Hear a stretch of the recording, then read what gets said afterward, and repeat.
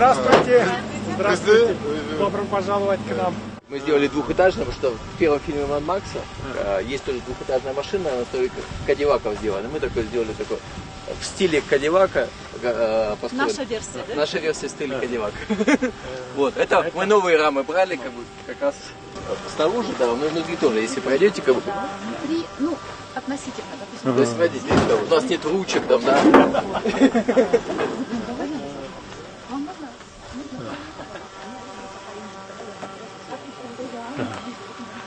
Эта машина называется вертолет.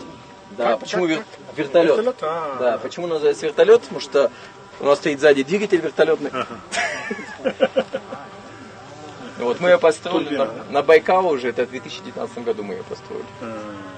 Тундра, это акула у нас называется. Из-за вот моды вот такой вот. То есть у каждой машины есть свое название. Это зеленый, ежик мы его называем.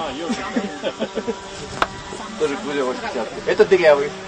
Здесь вообще больше 1000 дырок было прорезано для того, чтобы сделать дизайн. А это что за машина? Это сотка. Сотка, да? Колеса очень красивые колеса. Видите, как внутри дизайна все сделано вообще. Как вы видите, у нас мы не только делаем машины, как бы все участники еще и костюмы, и как бы каждый год мы делаем новый костюм, но то есть в этом году тоже с костюмом. Здравствуйте. Добро пожаловать к нам в Кыргызстан. Спасибо большое. Меня очень радует, что вы выбрали свой путь, свой туристический поход, выбрали, что в Кыргызстане. Потрясающая страна. Понравился? Очень. Люди очень. Первый раз у нас, да? Да. Предприятие, то есть как бы у нас все деньги, как бы, которые тратятся, то есть никто на этом ничего не зарабатывает. Плюс мы у нас, как я говорил, то есть мы построили дорогу, социальная нагрузка, это вот концерт благотворительный делаем. Мы стараемся, то есть, развивать туризм в том месте, где мы приезжаем. Да. Я надеюсь, у нас это тоже здесь получилось.